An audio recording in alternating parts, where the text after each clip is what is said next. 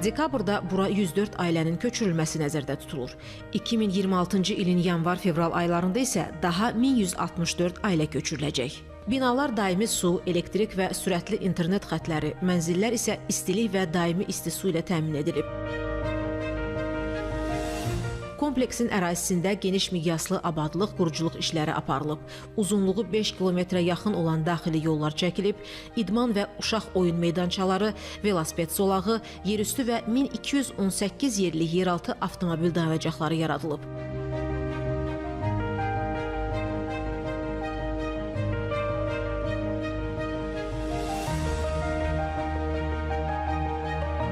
Qeyd edək ki, dövlətimizin başçısı bu kompleksin təməlini 2023-cü ildə qoyub. Prezident İlham Əliyev və birinci xanım Mehriban Əliyeva bu ilin fevralında kompleksdə aparılan tikinti işləri ilə tanış olublar.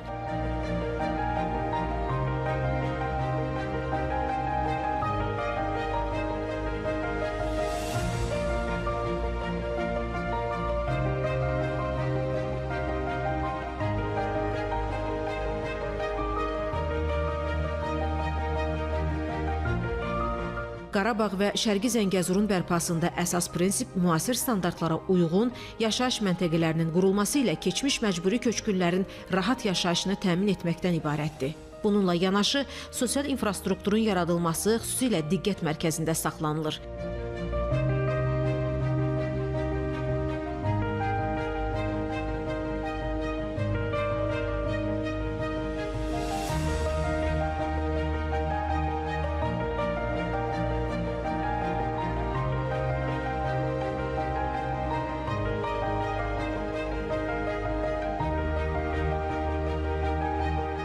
İşğaldan azad edilmiş ərazilərimizdə müasir məktəblər, uşaq bağçaları, tibb müəssisələri, xəstəxanalar tikilir, məşğulluğun təmin olunması üçün sənaye parkları, müxtəlif istehsal müəssisələri, xidmət sahələri yaradılır.